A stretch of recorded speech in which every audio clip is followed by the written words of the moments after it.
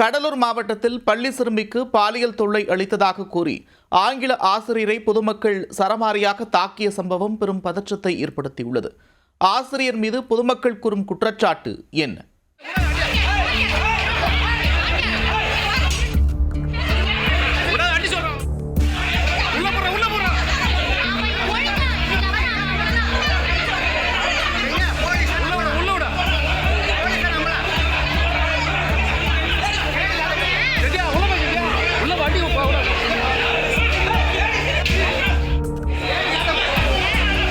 இரண்டாம் வகுப்பு மாணவிக்கு பாலியல் தொல்லை கொடுக்க முயன்றதாக கூறி பொதுமக்கள் பள்ளி ஆசிரியரை தாக்க பாய்ந்த காட்சிகள் தான் இவை.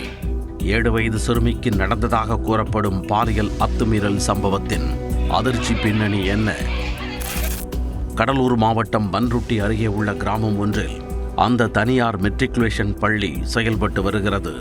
12ஆம் வகுப்பு வரை உள்ள அந்த பள்ளியில் 1500க்கு மேற்பட்ட மாணவ மாணவிகள் படித்து வருகின்றனர்.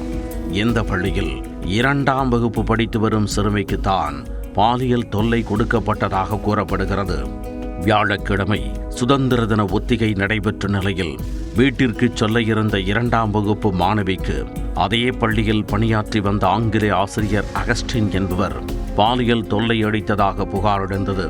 பள்ளியில் நடந்ததாக கூறப்படும் இந்த சம்பவம் குறித்து தகவல் அறிந்த சிறுமியின் பெற்றோரும் உறவினர்களும் கிராம மக்களும் ஆத்திரமடைந்து பள்ளிக்கு ஆத்திரத்துடன் விரைந்து வந்தனர்.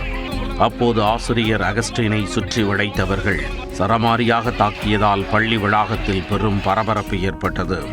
இதையடுத்து பள்ளி நிர்வாகம் உடனடியாக காவல்துறைக்கு அளித்த தகவலின் பேரில் சம்பவ இடத்திற்கு விரைந்து வந்த போலீசார் கூட்டத்தில் இருந்து ஆசிரியரை மீட்டு பாதுகாப்போடு காவல் நிலையத்திற்கு அழைத்துச் சென்றனர்.